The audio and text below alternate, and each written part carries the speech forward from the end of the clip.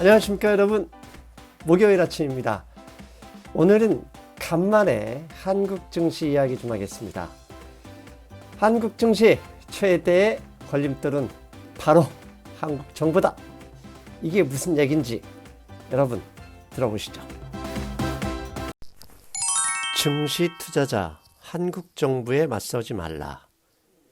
앞에 썸네일하고는 제목이 약간 달라졌습니다. 너무 과도한 어그로일 것 같아서 혹시나 하고 제가 전해드리고 싶은 메시지에 맞게 제목을 정정했습니다. 증시에 투자하시는 분들이 가장 많이 알고 있는 상식 중의 상식, 중앙은행에 맞서지 말라. 이 말 알고 계시죠? 원래 돈이 많아야 투자를 잘하고, 그러면 그 돈의 양을 결정하는 곳은 항상 중앙은행이죠. 그래서 중앙은행의 정책이 돈을 늘리는 정책이냐, 돈의 양을 줄이는 정책이냐에 따라서 투자 포지션을 결정하라, 그런 의미입니다. 그런데 최근 한국 경제 상황에서 한국 정부에 맞서지 말라, 이런 격언을 만들 수 있는 상황입니다. 이게 무슨 말인지 지금부터 하나씩 천천히 알아보겠습니다. 증시의 최근 증시죠. 약 1년 넘게 증시의 가장 큰 걸림돌, 악재로 작용하고 있는 게 미국의 금리 인상입니다. 미국이 왜 뜬금없이 금리를 인상하느냐? 이유가 있죠. 금리를 계속해서 인상하는 이유는 팬데믹 이후에 돈은 워낙 많이 풀어냈죠. 그 결과로 인해서 물가가 오르자 그 오른 물가 상승률을 안정화시키기 위해서 금리를 계속 올리고 있습니다. 이게 전 세계 증시, 미국 증시뿐만 아니죠. 한국 증시에도 더 많은 영향을 주고 있습니다. 현재 미국의 기준금리는 4.5에서 4.75%입니다. 그런데 그에 비해 한국의 기준금리는 3.5%, 미국보다 약 1.2% 가까이 낮죠. 미국이 기축통화 달러를 사용하는 나라라는 점을 감안할 때 한국의 기준금리가 미국보다 낮다는 것은 조금 이례적인 상황이죠. 그렇다면 왜 한국은 물가 상승이 저렇게 되고 높게 상승하고 있는데 미국처럼 좀 더 적극적으로 금리를 올리지 않는 이유는 무엇인가? 간단합니다. 부동산 가격의 안정을 위한 정부의 고육지책이라고 봐야죠. 한국의 경제 성장에서 부동산 시장, 부동산 경제 성장에 차지하는 비중이 큽니다. 그리고 워낙 비중이 크기 때문에 어쩔 수 없이 한국 정부, 중앙은행, 한국은행이 고민 속에서 나온 정책이다, 이렇게 볼 수밖에 없겠죠. 그런데 중요한 거, 증시 투자자라면 여기에서 중요한 게 있죠. 누가 옳고 정치 지형, 나는 누구를 지지하기 때문에 그 정책을 좋게 본다, 이렇게 얘기할 때가 아닙니다. 한국 정부 정책이 이렇게 방향을 정했다면 그에 따라서 증시가 어떤 영향을 받고 있는지 그것을 파악하고 포지션을 제대로 잡아야 합니다. 한국 정부가 금리 대신에 금리 상승을 부동산 시장 때문에 어쩔 수 없이 금리 상승, 인상을 포기하고 물가 상승률을 잡기 위해서 미국과 다르게 정부가 직접 나섰다. 그렇다면 금리 인상은 물가 상승 압박의 자율적인 정책인데 정부의 강한 압박, 이건 타율이죠. 이렇게 타율적으로 정부가 강제적으로 기업을 압박한다, 그러면 증시는 항상 악재로 작용합니다. 그렇다면 최근에 윤석열 대통령이나 한국 정부에서 어떤 정책을 펴고 있고 그 정책에 관련 기업들의 주가가 어떻게 흘러가고 있는지 잠시 보여드리겠습니다. 가장 먼저 윤석열 대통령이 직접 나서서 지난 2월 15일에 은행 통신 과점 깨라, 한마디로 은행이 높은 금리, 예대 마진 차이로 돈을 너무 많이 벌고 통신은 독과점이기 때문에 통신 요금이 너무 비싸게 책정이 된다. 서민의 경제 생활을 위해서는 이런 과점을 깨야 한다. 이런 의도로서 말씀하신 것 같은데요. 이에 주가가 어떻게 반응했는지 살펴봐야죠. 먼저 KB금융입니다. 우리나라 그 은행 중에서 대표적인 은행이 KB금융이니까 KB금융만 가져왔습니다. KB금융 주가 보시듯이 지수 하락률보다 더 많이 하락했고, 오른쪽에 장대음봉 비슷하게 그렸던 것은 지난번에 윤석열 대통령께서 직접 과점 깨라 이런 말씀을 하신 날입니다. 일단 주가가 맥을 묻히고 있죠. 그리고 통신 과점을 깨라. 통신 시장의 또 대표적인 과점이 KT입니다. 유선전화와 무선전화 같이 사업을 영위하고 있죠. 예, KT의 주가도 코스피나 코스닥 하락률보다 훨씬 깊은 하락세를 보이고 있습니다. 두 번째로 보여드릴 그림, 최근에 이 소주값 인상, 이게 뉴스에 많이 나오죠. 정부에서 소주값 인상이 과도하다. 서민의 술이죠. 서민의 술값이 벌써 6,000원을 넘어섰다. 이거 문제가 있다라고 정부가 딴지를 걸었고, 이에 제동을 걸었습니다. 그러자 관련 기업들, 먼저 대표적인 소주 진로, 예, 하이트 진로입니다. 하이트 진로, 예, 주가 힘을 전혀 못 쓰고 있습니다. 지금 금요일 기준으로 이미 지난 6개월 내 최저점을 더 깨느냐 마느냐 이러고 있네요. 그리고 소주 하면 주정하면 진로 발효죠. 예, 진로 발효의 주가도 전혀 힘을 쓰지 못하고 하방이 계속 뚫리고 있습니다. 한마디로 관련 기업들, 은행이나 통신, 그다음에 하이트 진로나 진로 발효 등 관련 기업들, 뭐 정부 정책, 정부의 압박에 의해서 전혀 힘을 못 쓰고 있습니다. 그리고 최근에 오늘 아침에는 이런 뉴스가 나왔네요. 죄송합니다. 어제 아침이네요. 2월 28일이면 억울한 범유통업계 제조비용 증가 부담 계속 감내한다. 이게 무슨 얘기냐? 한국의 뭐 CJ나 대상 이런 소비재 업체들 있잖아요. 이런 업체들이 정부가 물가 상승을 도저히 이거 잡아내기 힘드니까 기업에 야 가격 조금만 올려 이렇게 압박을 가하고 있기 때문에 억울하다고 호소하고 있는데, 그렇다면 관련 기업들 주가 찾아봐야죠. CJ제일제당입니다. 우리 웬만한 그 뭐 조미료, 그 다음에 관련 뭐 여러 가지 가공식품들 가장 큰 손 CJ제일제당이죠. CJ제일제당 주가 역시 앞에서 보여드린 다른 기업들과 뭐 거의 유사하죠. 코스피 코스닥이 하락하는 것과는 그 하락률만 보면 더 깊은 하락을 보이고 있습니다. 정말 이게 참 만만치 않게 하락하고 있습니다. 소비자 입장에서는 일단 가격 인상을 막아줘서 고맙긴 하지만 주식 투자자 입장에서는 이거 억울합니다. CJ제일제당 보시면 아시겠죠. 그 다음에 CJ제일제당의 그 경쟁업체죠. 대상입니다. 대상. 옛날에 미원으로 여러분 다 알고 계시죠?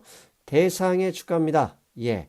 대상의 주가도 최근 한 달 사이에 하락률이 상당합니다. 억울할 수밖에 없죠. 이와 비슷한 일이 최근에 대한항공 마일리지 그 변경을 강하게 압박했던 정부 정책에서도 찾을 수 있습니다. 건설교통부 장관 원희룡 장관이죠. 그분께서 대한항공이 마일리지를 변경하려는 거 못하게 했죠. 대한항공 입장에서는 마일리지 개편, 결국은 그 마일리지에 이렇게 소요되는 원가 상승 압력을 좀 줄이기 위해서 시도했던 것인데, 일단 무기한 연기가 됐고 100기를 들었습니다. 그러자 주가 어떻게 됐나요? 예, 대한항공 주가 힘을 못 쓰고 있습니다. 미국에서는 항공주들이 나름 그 지수 상승률에 근접하게 올라가고 있지만 대한항공 전혀 힘을 못 쓰고 있는 것도 결국은 아무래도 정부의 가격 인상, 또 항공료도 물가에 영향을 많이 주죠. 그러니까 쉽게 올리지 못하는 이런 약점이 주가에 반영되고 있다, 이렇게 볼 수 있습니다. 자, 여기까지가 최근 한국 정부에 맞서지 말라는 그런 증거를 제가 설명을 드렸죠. 근데 증거만 설명해서 제가 여러분들 정치 지형이나 정치 지지하는 정당, 지지하는 정당에 뭐 다르게 욕하고 그러려는 방송이 아닙니다. 저는 철저하게 돈의 관점, 증시 투자자의 관점에서 방송을 준비하죠. 그렇다면 이러한 정부 정책이 이 물가 상승 성장률이 일정 정도 물러서기, 하락하기 전에는 이런 정부 정책이 계속될 수 있죠. 이렇게 정부 정책이 계속될 가능성이 높을 때의 투자 방법입니다. 여러분, 일단 중요한 거, 앞에서 보여드린 업종, 소비재죠. CJ, 대상, 하이트 진로 등등 이런 소비재 업종은 피해야 됩니다. 왜냐하면 우리가 물가 상승, 물가가 높아져 이걸 가장 먼저 체감할 수 있는 게 뭡니까? 장바구니 물가죠. 즉 장바구니 물가에 가장 직접적인 영향을 주는 게 바로 소비재 업종이죠. 이런 소비재 업종은 당분간 싸다고 해서 함부로 들어가서는 안 되겠죠. 또한 이 소비재 업종이 아니어도 물가 정책에 아주 정부가 민감하게 반응할 수 있는 업종들이 있습니다. 대표적인 게 제약, 그다음에 극장입니다. 제약, 약값이 계속 올라가면 이게 안 되죠. 서민 지금 아파서 병원 가기도 쉽지 않은데. 그래서 정부가 제약 업종, 제약 업체들의 가격 인상에 아마 분명히 이렇게 두 눈을 부릅뜨고 이렇게 감시하고 있을 가능성이 있고요. 극장도 마찬가지입니다. 극장, 코로나로 인해서 좀 더 영업을 하려고 그랬더니 넷플릭스도 나오고 여러 가지 그 동영상 서비스 업체들이 나온 상태. 그러면 극장이 이것을 해소하는 방법은 가격을 올려야 되는데 이 극장도 대표적인 서민 문화 상품이잖아요. 그래서 극장도 쉽게 가격 인상 허락하지. 그러니까 정부가 쉽게 그걸 보고 있지 않을 것이다. 그 가능성이 있습니다. 그래서 최근에 CJ, CGV 주가 약세 이것도 다 관련이 있다고 보시면 됩니다. 자, 반대로 정부의 이런 물가에 이게 어떻게 보면 가장 정책의 포커싱이 맞춰 있잖아요. 이런 상황에서는 정부 무관심, 물가의 영향력이 적은 정부 무관심 업종에 더 관심을 기울여야 합니다. 대표적인 게 물가지수의 영향력이 미비한 업종, 대표적인 게 게임이죠. 정부 게임에 안에 요금 이런 거 별 관심이 없습니다. 왜냐하면 물가지수에 아주 영향이 미비하기 때문이고요. 두 번째, 요즘 JYP나 YG 증시 주가 상승 만만치 않죠. 이게 연예 콘서트 가격도 마찬가지입니다. 콘서트 가격 물가 상승 압력이 그렇게 크지 않기 때문에 연예, 그 다음에 방송업종 이 또한 정부의 물가지수 압력 정책에 한 발 옆으로 완전히 비껴서 있는 정책, 이런 업종이기 때문에 관심을 가져야 되고 최근에 주가 상승 이걸 반영한다고 보고 있죠. 그리고 또 하나, 해외에서 지금 현재 약 1년 내내 무역수지 적자가 지속되고 있는 상황에서 무역수지를 흑자로 어떻게든 돌리려면 핵심 산업에서 경쟁력을 가지고 있는 그런 기초 소재 부품 업체가 필요하거든요. 그래서 물가 상승 압력에서 완전히 자유로운 기초 소재, 그 다음에 부품 업체, 최근에 2차 전지 배터리, OLED 등등 이런 업종, 이런 종목들이 요새 지수 하락에도 불구하고 날개를 달았죠. 이게 다 이런 영향을 받고 있다. 이렇게 보셔야 되겠습니다. 그렇다고 소비재 부분 투자를 완전히 접어야 되냐? 아니죠. 접으면 안 되죠. 접으면 안 되고요. 좀 기다려야 됩니다. 물가 상승률이 둔화되면 그때는 결국 정부도 슬쩍 모른 체 하면서 기업의 가격 인상을 거의 방치하거나 일종의 허가하게 되는데, 그때는 기업들이 그동안 못 올린 거에 더해서 좀 더 올려버립니다. 그런데 물가 상승률이 둔화되는 시점은 언제냐? 항상 저 영어 보이죠? 선미후 아닙니다. 미국이 안정되면 한국도 안정됩니다. 그러니까 미국이 물가 상승 둔화 끝났어 이렇게 선언 그 근처에 가거나 그럴 때는 한국의 소비재 업종 더 강한 상승률이 나올 수 있습니다. 왜? 앞에서 말씀드렸죠. 스프링이죠. 스프링. 눌러버렸다. 그럼 눌러있다가 가만히 있는 게 아니라 정부가 슬쩍 불러서면 더 많이 튀어오르기 때문입니다. 그래서 물가 상승률이 둔화되는 신호가 나오면 무조건 소비재 업종에 들어가야 되고요. 그런 때 대표적인 신호 중에 하나가 미국의 금리 인상 중단입니다. 금리 인상 중단이 되게 되면 우리 피부에는 원달러 환율이 더 빠르게 안정될 때, 원달러 환율이 제 생각에는 1250원 밑으로 내려갈 가능성이 점점 보인다, 가시적이 된다 그럴 때는 무조건 소비재 업종, 지금 완벽하게 너무나 많이 하락하고 있는 소비재 업종에 관심을 보여야 한다, 이렇게 보시면 되겠습니다. 여러분, 이 방송은 정치 지형이나 내가 지지하는 정당과 관계없이 오로지 증시 투자자의 관점에서 말씀드렸다. 다시 한번 강조드립니다. 네. 정부의 입장, 참 안타깝죠. 부동산도 살려야 되고 물가도 잡아야 되고 둘 다 놓칠 수 없어서 나오는 고육지책이긴 하지만 증시 투자자 입장에서는 아쉽죠. 물가를 억지로 잡는다고 금리를 올리지 않고 세금이나 규제를 통해서 잡는다. 어불성설이죠.